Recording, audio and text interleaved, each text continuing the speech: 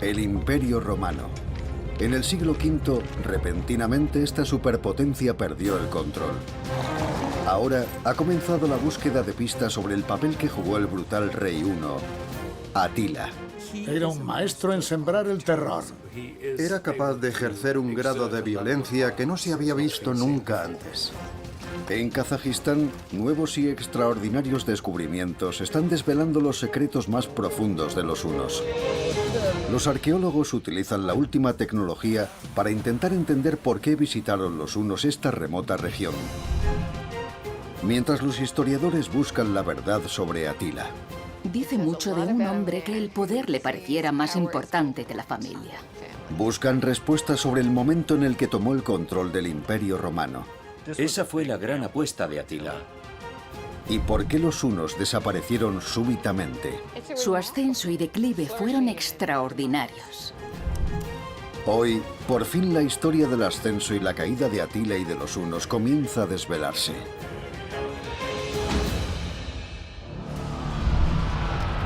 La tumba prohibida de Atila.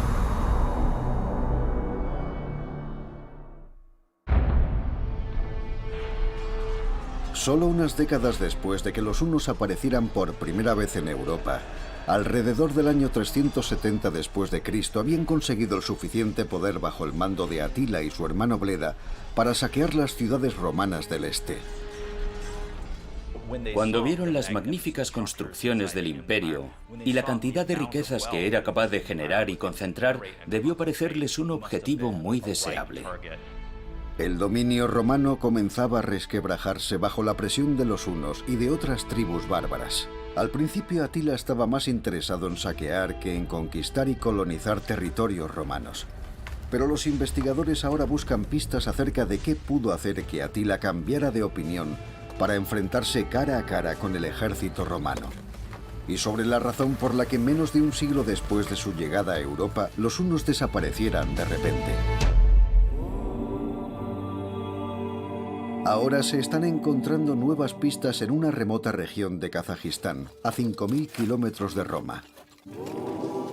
En este árido paisaje se encuentra el yacimiento de Altin-Kazgan, donde los arqueólogos rusos Evgeny Vodganov y Andrei Astafayev han descubierto una red de misteriosas estructuras que contienen valiosos tesoros hunos. El análisis de las piezas encontradas ha revelado que no fueron dejados aquí por los hunos cuando emigraron a Europa a mediados del siglo IV. Sin duda lo que hemos encontrado son objetos de la segunda mitad del siglo V. Altin-Kazgan no tiene ninguna relación con la llegada de los hunos a Europa, sino con el final de su reinado, justo después de que Atila muriera y los hunos se desvanecieran en la historia. La pregunta es, ¿cómo estas piezas del Imperio Huno, un imperio cuya frontera se detenía en el Volga, acabaron en este lugar?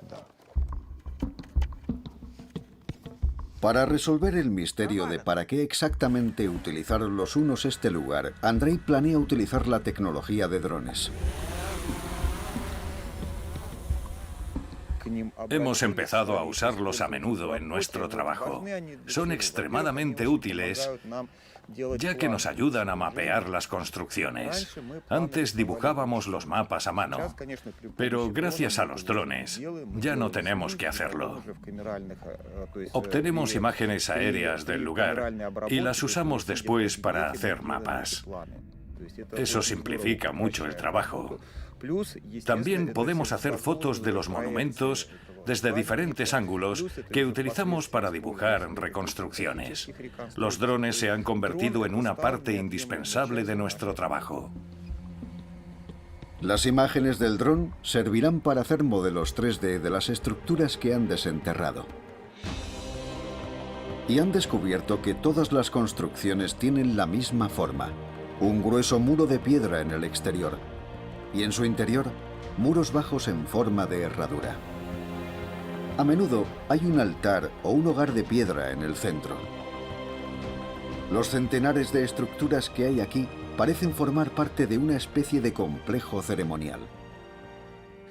La primera hipótesis es que se trata de un gran centro ceremonial, en el que los nómadas practicaban sus rituales. Este lugar era muy importante para ellos. Estamos seguros de que cumplía una función especial y que era algo realmente importante. No se trata de una estructura convencional. Descubrir qué rituales realizaban aquí podría ayudar a resolver el misterio de la caída de los hunos. Pero para comprender mejor el ascenso del rey Atila y cómo pudo llegar a enfrentarse a Roma, los historiadores tienen que buscar pistas en otros lugares.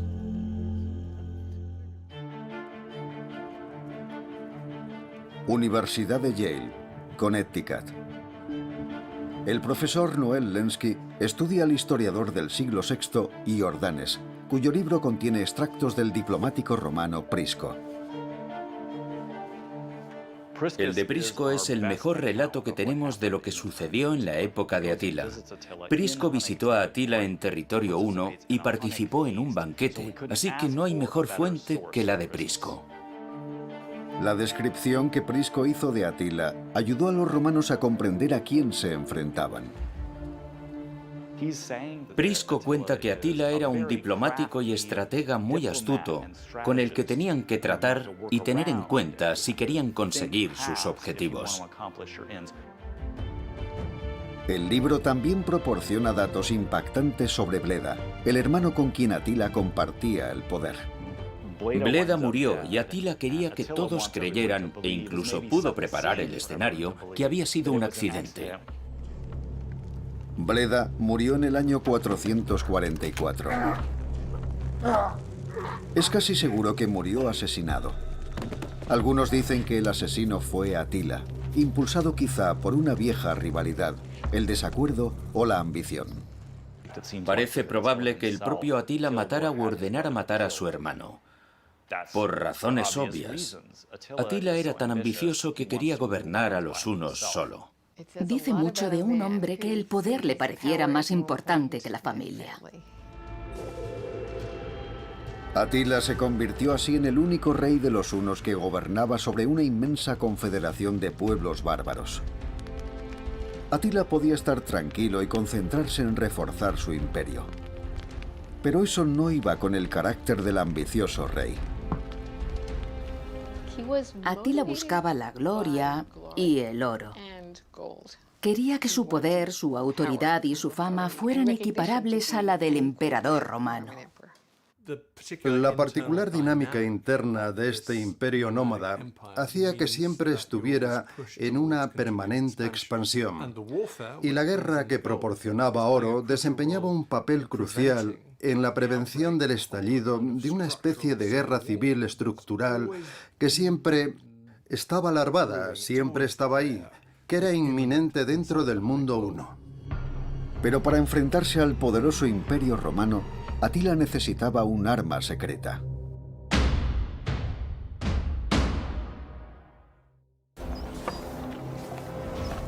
Atila y su pueblo parecían haber surgido de la nada para sembrar el terror entre los romanos. Pero ¿qué tenían los guerreros hunos que los convertían en enemigos tan formidables? Los historiadores creen que sus caballos podrían explicar el éxito de los hunos. Una y otra vez descubrimos que sus habilidades ecuestres hacían que fueran capaces de lanzar, literalmente, ataques relámpago y hacer pedazos a ejércitos enteros.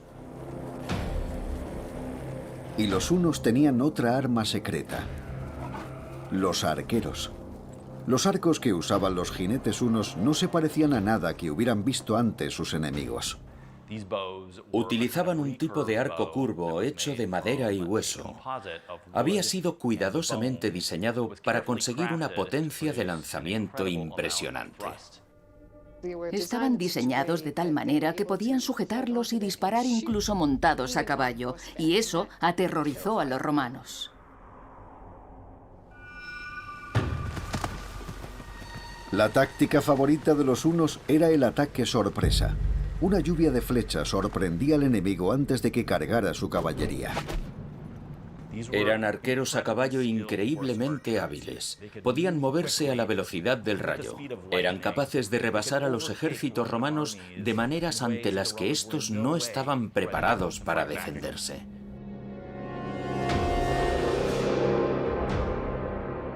Pero los caballos y los arcos no explican por sí solos cómo Atila pudo poner en jaque al Imperio Romano. Atila también tenía que alimentar y armar a un ejército en constante expansión.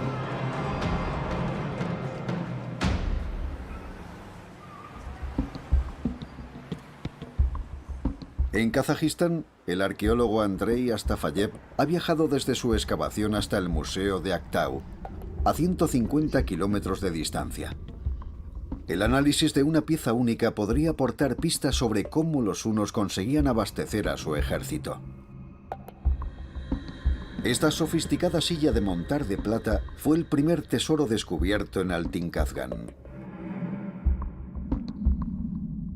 Este descubrimiento es fascinante, porque por primera vez en la historia de la arqueología hemos encontrado un juego completo de ornamentos de plata en el armazón de madera de una silla de montar. El patrón de escamas de pez es un sello distintivo de los orfebres europeos y se encuentra en muchas tumbas hunas de la época de Atila. Gracias a sus detalles únicos, hemos conseguido datar esta silla, especialmente gracias a la estructura de plata, que está decorada con un patrón de escamas de pez. Es un patrón inconfundible y muy característico de los hunos. Pero otros motivos, como los leones, recuerdan diseños de Mongolia o Irán. La mezcla de culturas revela que los hunos confiaban en los pueblos que conquistaban para que fabricaran los bienes que necesitaban. Hay que tener en cuenta que no necesariamente esto lo hicieron los hunos. Muchos talleres hacían estas piezas por encargo para los hunos de alto rango, ya que esta es una silla de montar ceremonial. Esta característica de los hunos, la de confiar en otros para que fabricaran bienes para ellos, también llegaba al abastecimiento de su ejército. Los hunos mantenían una especie de relación simbiótica con los pueblos que conquistaban o que intimidaban. Los hunos querían controlar a esos pueblos, pero ciertamente no querían eliminarlos o matarlos. Ellos eran parte de su modo de vida. Mantener con vida a sus nuevos vasallos y dispuestos a trabajar para Atila sería clave para la supervivencia de los hunos. Las alianzas entre los grupos bárbaros eran muy complejas. Algunos incluso formaban alianzas con los romanos. Atila obligaba a las tribus que conquistaba a unirse a sus filas. Atila quería hombres, no quería territorios. Atila quería que las tribus lo siguieran y apoyaran, y él las recompensaba con el botín de guerra. No buscaba apoderarse de sus territorios, y eso fue lo que lo convirtió en un peligro para los romanos. Los hunos integraban a esos pueblos, acogían a los hombres de otras tribus para que participaran en una empresa mucho más importante. En la corte de Atila, el diplomático romano Prisco encuentra a godos, galos e incluso a romanos. Atila tuvo que ser un político increíblemente hábil. Sabía cómo manejar a los pueblos que se unieron a su imperio. Debió tratarlos con el suficiente respeto como para que estuvieran dispuestos a aceptar su autoridad. Y el éxito era clave para mantener su liderazgo. Los hunos empezaron a formar una vasta confederación de tribus bárbaras y los romanos enseguida se percataron. Los romanos los consideraban los más bárbaros entre los bárbaros y les parecían repugnantes, pero nunca los subestimaron. Enseguida comprendieron lo peligroso que era su poder.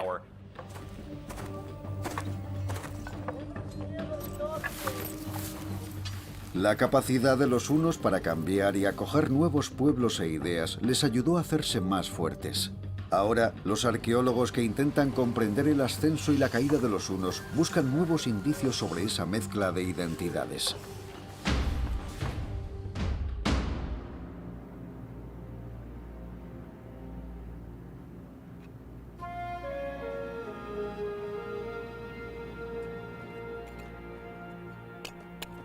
En Kazajistán, el equipo de arqueólogos ha descubierto que los hunos utilizaban al Tincadgan como una especie de complejo ceremonial. Pero para resolver el misterio de su presencia, necesitan descubrir qué rituales realizaban aquí. Los arqueólogos han descubierto 2 hileras de construcciones. Una primera en la que se encontraron todos los objetos hunos, y otra mucho más antigua que probablemente fuera construida por la tribu nómada de los alanos. Las evidencias encontradas nos hacen creer que en los siglos III, V y VI esta región estuvo ocupada por los alanos. Evgeny cree que los hunos conquistaron violentamente este territorio. Hemos encontrado restos de los habitantes que vivían aquí antes de que fueran desplazados por los hunos. Pero los hunos querían algo más que las tierras de los alanos. Todas las construcciones son muy parecidas, lo que sugiere que los hunos también adoptaron sus costumbres y probablemente utilizaron este lugar para lo mismo que los alanos. Debajo de esa piedra. Hay algo debajo de esa piedra. Hoy investigan un muro recién descubierto.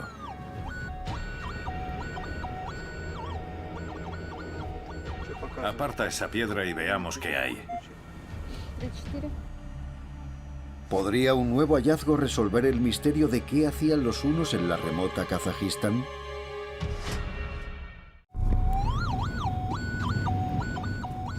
En el yacimiento arqueológico de Altincadgan, los arqueólogos intentan descubrir cómo utilizaron los hunos este centro ceremonial.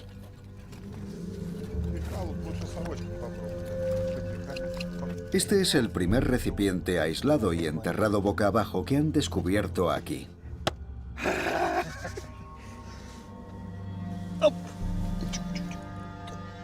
Vale, adelante. Tranquilo, está vacío. ¡Qué preciosidad! Si solo encontramos un recipiente, es muy complicado plantear una hipótesis. Solo cuando encontramos un grupo del mismo o de diferentes tipos, podemos exprimirnos los sesos y pensar acerca de lo que son y de dónde proceden. Podemos compararlas con vasijas de otras zonas y analizar si tienen alguna relación. Los hunos probablemente arrebataron este lugar a los alanos, y los arqueólogos creen que también se apoderaron de sus tradiciones. De momento, no podemos afirmar que esto tenga alguna relación con los hunos. Lo único que podemos decir es que, cronológicamente, estos restos podrían ser anteriores a la llegada de los hunos o a la época de los hunos. Pero hoy los arqueólogos están de suerte. A pocos metros de la primera vasija hacen un nuevo descubrimiento.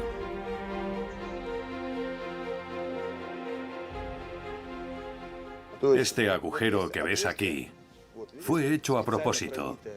Tenía una finalidad muy concreta.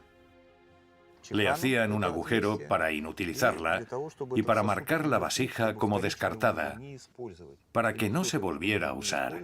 Fue marcada, desechada y luego enterrada, como habéis visto, boca abajo. Es una nueva prueba de la naturaleza ceremonial del lugar. Desde aquí veo que parece que hay otra vasija dentro.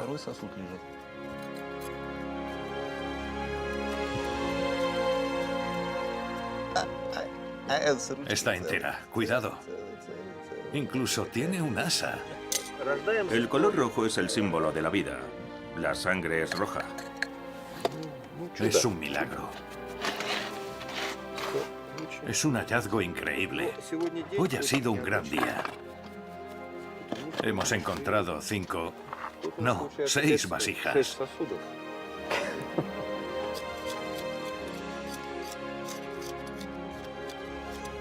Cada uno de estos objetos es una pieza del rompecabezas que los arqueólogos deberán completar para descubrir qué rituales se realizaban y por qué los hunos vinieron aquí. Se sabe muy poco sobre la religión y las tradiciones de los hunos, pero sabemos con certeza que tenían una impactante costumbre: la deformación craneal.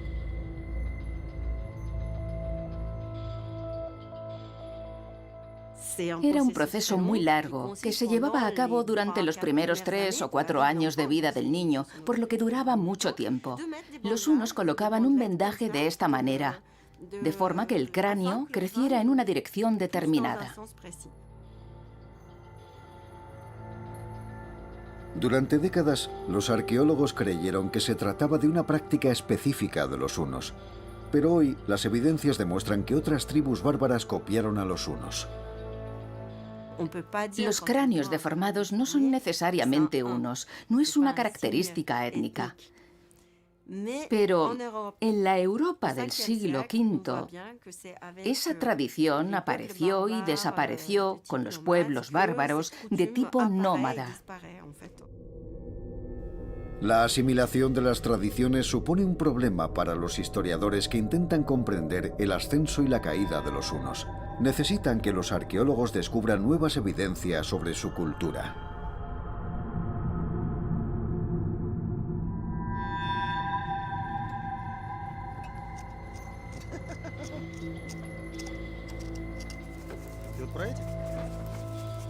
En Altincazgán, los arqueólogos aún no han conseguido encontrar pruebas de que estas vasijas ceremoniales fueran utilizadas por los hunos. Pero es probable que las utilizaran de la misma manera que el pueblo que vivió aquí antes que ellos. Una de nuestras hipótesis es que, como está en el interior del recinto, de este centro ceremonial, probablemente estuviera relacionado con algunos rituales. Para descubrir qué ceremonias se realizaban aquí, Evgeny tiene que intentar pensar como los hunos. A veces hay piezas que no somos capaces de interpretar, no por falta de conocimiento, sino porque no podemos pensar como los que vivieron aquí. La forma de interpretar los rituales depende del poder de la imaginación del investigador. Si podemos imaginarnos los rituales, resultará más fácil saber qué pasó.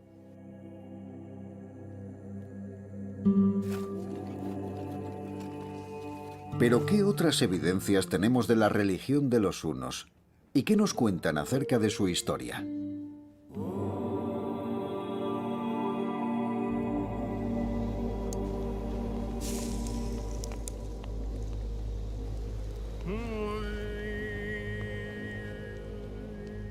¿Cuál era su religión? Presumiblemente algún tipo de chamanismo, tal vez conectado con las tradiciones y las prácticas chamánicas de Asia Central. Pero este era un imperio tan multiétnico que decir qué idioma hablaban o cuál era su religión probablemente sería simplificar en exceso un mundo muy complejo. Todo parece indicar que no existía una sola religión fuerte y unificadora entre los hunos. Muchos dioses, muchas fuerzas. Los registros históricos cuentan que Atila consultaba un oráculo antes de ir a la guerra.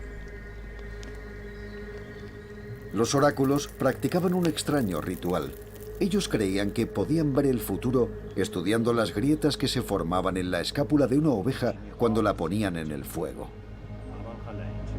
Este antiguo ritual probablemente se originó en China y hoy aún lo siguen practicando los nómadas en Mongolia. La leyenda cuenta también que Atila creía que su espada había pertenecido al dios de la guerra, una señal de que él conquistaría el mundo.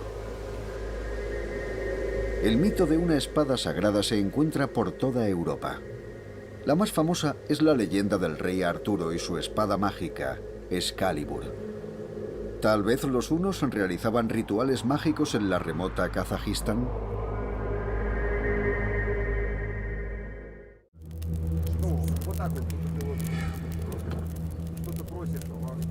En Kazajistán, los arqueólogos quieren averiguar más sobre los hunos que asaltaron el Imperio Romano. A través de la arqueología experimental, tratarán de comprender mejor qué rituales pudieron haber realizado los hunos aquí. El equipo sabe que la tribu alana que vivió aquí antes de la llegada de los hunos adoraba al fuego, que consideraban sagrado. Suponemos que tenían dos rituales. Uno relacionado con el fuego y el otro probablemente con algún tipo de líquido. Andrei cree que las vasijas que han encontrado contenían ofrendas al fuego, como sal, leche o grasa de animales, que les procurarían el favor de los dioses. Los historiadores piensan que los hunos necesitaban estos rituales mágicos debido a la enorme ambición de su líder, Atila.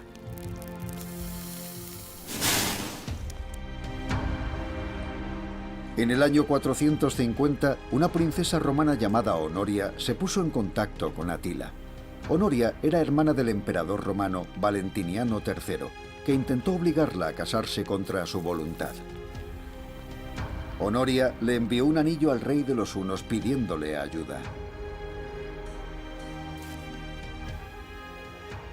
Atila interpretó aquello como una invitación para que fuera su marido, que ella lo que quería era ser su esposa. Y eso le animó no solo a pensar en rescatar a esa dama de la nobleza en apuros que le pedía ayuda, sino a invadir y apoderarse del Imperio Romano como su legítimo heredero y sucesor. ¿Fue Atila a Italia? No, no lo hizo. Fue a la Galia. No fue corriendo al oeste para liberar a la supuesta novia candorosa. Eso nos indica claramente que ella solo fue un pretexto útil. Atila tomó una decisión trascendental. Decidió invadir la Galia. Esa fue una gran apuesta para Atila. Decidió invadir con sus tropas los territorios occidentales del Imperio Romano y no solo hacer lo que había hecho en el este, hostigarlos desde fuera del territorio imperial, sino en realidad invadir esos territorios que habían pertenecido a los romanos y gobernar desde allí.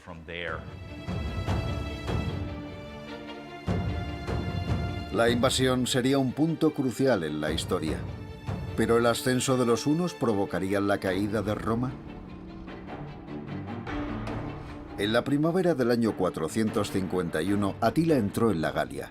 Los hunos tomaron la ciudad de Metz, masacrando a sus habitantes. Luego rodearon París y asediaron Orleans, donde permanecieron unas semanas. El ejército romano acudió enseguida desde el sur, liderado por el militar más poderoso del Imperio Occidental, Flavio Aecio. Sobre él recayó la misión de salvar el Imperio Romano. Aecio había pasado su juventud como rehén entre los hunos, por lo que estaba muy familiarizado con ellos. Flavio Aecio era políglota y conocía las costumbres y las tácticas militares de los pueblos contra los que luchaban los romanos. Él era el único que estaba preparado para dirigir la fuerza militar necesaria para enfrentarse a los hunos. Las fuentes nos dicen que Aecio había estado prisionero en la corte de los hunos. Son fuentes contemporáneas perfectamente plausibles. La situación realmente era desesperada. Creo que es justo decir que la supervivencia del Imperio Romano recayó sobre Aecio. La batalla de los campos cataláunicos sería un momento decisivo para el Imperio Romano. Pero, ¿dónde tuvo lugar exactamente? Durante mucho tiempo los expertos pensaron que el campo de batalla estaba situado cerca de Châlons-en-Champagne, cuyo nombre en latín durante la época de Atila era Catalauni. Pero existe otra posibilidad para su ubicación. Esta fuente evoca de manera absolutamente precisa la ubicación del campo de batalla y explica que lucharon en el quinto miliario desde Troyes, lo que, traducido a una medida contemporánea, nos sitúa a 7,5 kilómetros de la ciudad de Troyes, probablemente de su casco antiguo. ¿Y qué hay allí? Hay un grupo de colinas, la colina de Montguet, cuya topografía se corresponde con lo que describe Jordanes del campo de batalla. Todos los indicios sitúan aquí la batalla decisiva, cerca del pueblo de Montguet. Según los lingüistas, El nombre de Mongué significaba colinas de los godos. Es el único paisaje que se corresponde con las descripciones. Estos campos pudieron ser el lugar donde Atila se enfrentó a los romanos para decidir el destino del imperio.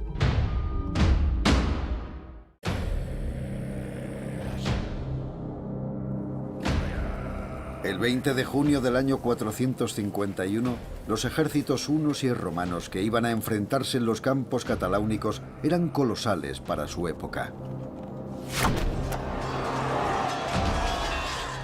Los dos bandos formaron alianzas. Los hunos habían llegado desde el Bajo Danubio con otros pueblos que ellos controlaban. Los hunos se enfrentaron al ejército que había reunido el comandante más valioso del Imperio Romano Occidental, Flavio Aecio, que de hecho formó una alianza del ejército romano con los godos, pero también con algunos francos y alanos.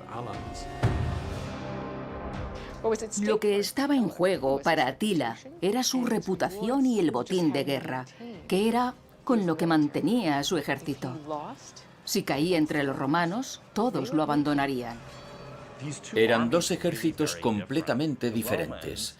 La maquinaria militar romana estaba financiada por un Estado poderoso que podía pagar su entrenamiento, podía pagar sus armas, podría pagar los suministros. Los hunos, por el contrario, no tenían un ejército administrado por el Estado, pero eso no significaba que estuvieran peor preparados. Se habían estado preparando desde el mismo momento en que nacieron. La feroz batalla empezó a primera hora de la tarde y duró hasta el anochecer. Atila lucha con todas sus fuerzas, pero no está acostumbrado a las batallas tradicionales. Sus caballos y sus arqueros eran más efectivos atacando por sorpresa. El relato romano sería el de la victoria y la derrota definitiva de Atila y de los hunos. Pero puede que la realidad fuera muy diferente. Es difícil decir si alguno de los dos bandos se impuso en este conflicto. Ninguno de ellos ganó realmente esa batalla. Pero si alguien perdió, seguramente fueron los hunos. Las bajas fueron tan enormes que Atila se vio obligado a retirarse, algo que nunca había hecho antes. De forma que sí hubo un vencedor que tuvo un coste tremendo para los hunos, pero también para los romanos y para los godos. De algún modo, después de aquella batalla, Atila necesitaba recuperar su credibilidad. Atila escapó y reagrupó sus fuerzas. Necesitaba comida para sus tropas y oro para pagarlas. Pero por encima de todo quería restaurar su reputación y se volcó en conseguirlo de la única forma que conocía: más guerra. El misterio era dónde atacaría Atila después.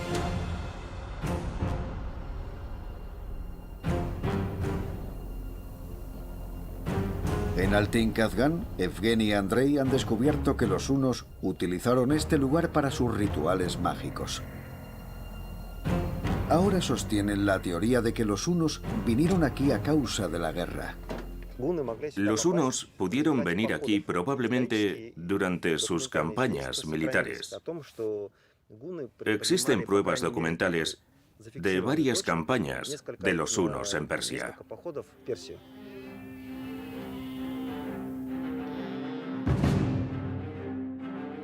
Pero para llegar a Persia desde sus cuarteles en Europa, la ruta más directa para los hunos era la del sur del mar Caspio, muy lejos de Altin-Kazgan.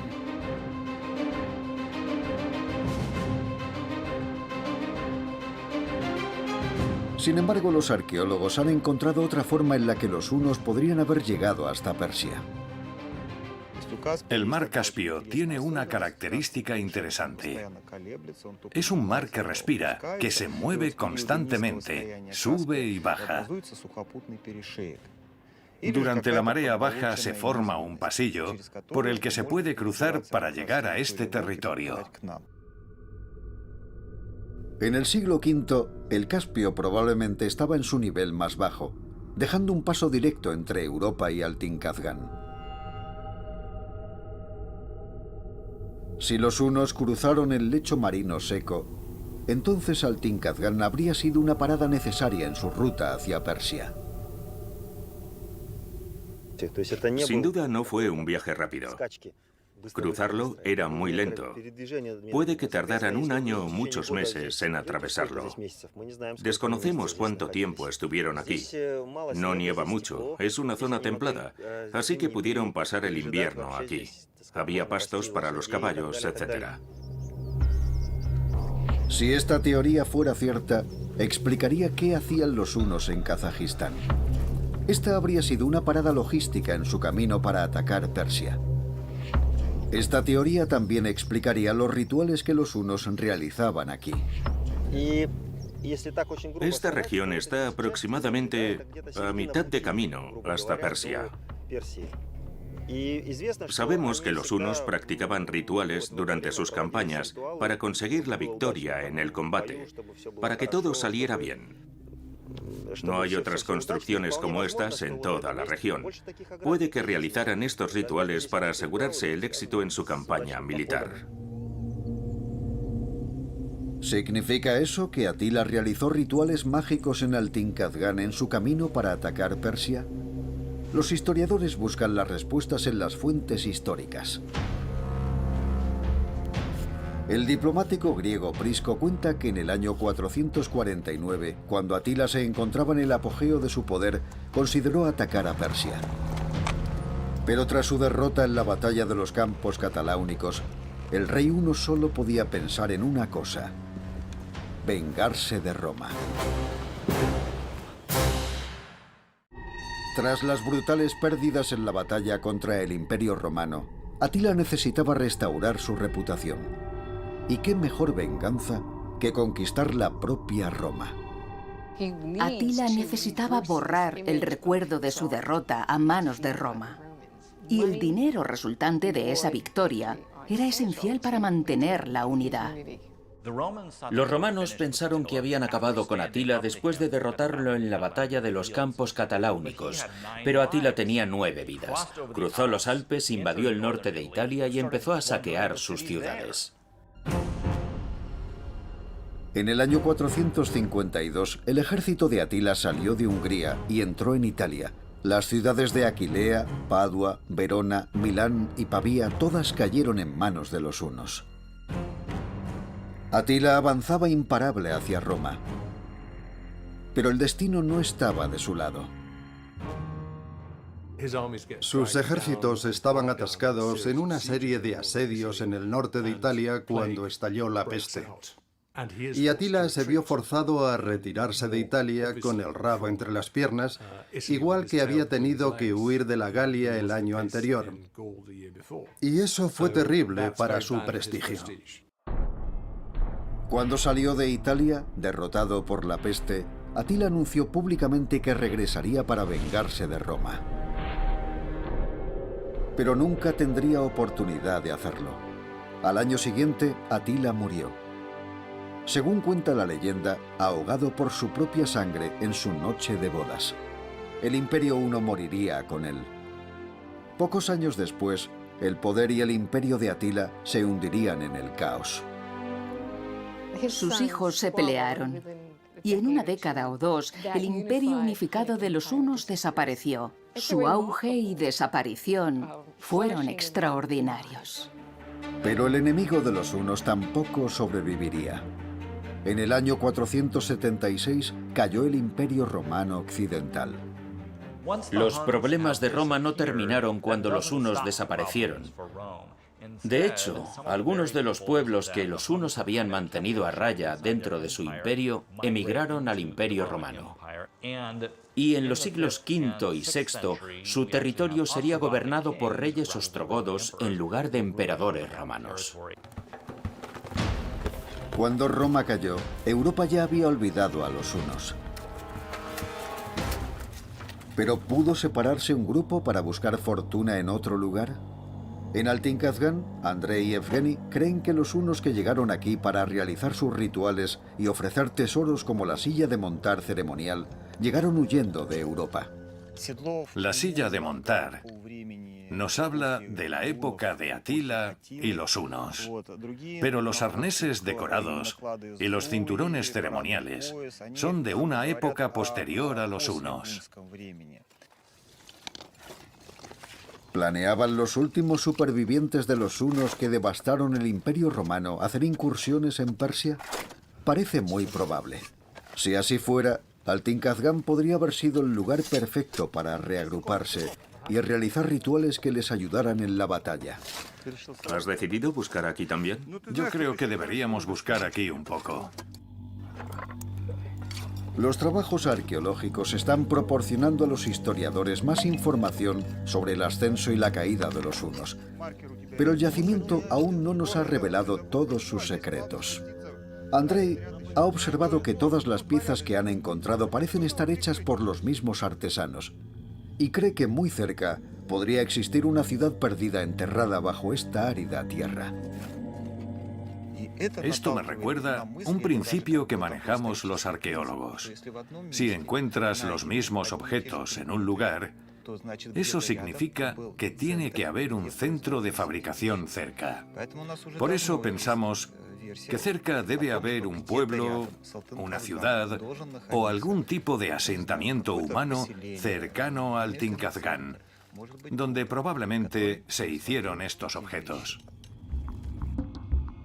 Quizás fuera esa ciudad perdida donde vivieron algunos de los últimos hunos. Los descubrimientos de Altinkhazghan han revelado nueva información sobre el ascenso y caída de los hunos. Resulta muy emocionante cuando un nuevo yacimiento o un nuevo texto aparece, porque así podemos saber qué sucedió realmente. Sus hallazgos han desvelado que a los hunos les apasionaba el oro y que asimilaron nuevas culturas para ayudar a expandir su imperio. Aunque Atila no fuera la causa definitiva del colapso del Imperio Romano, sí desempeñó un papel importante en el debilitamiento del en otro tiempo poderoso imperio. Los hunos se merecen su reputación de ser una de las mayores potencias militares de la historia. Ellos fueron capaces de plantar cara a la superpotencia que era Roma y ponerla de rodillas.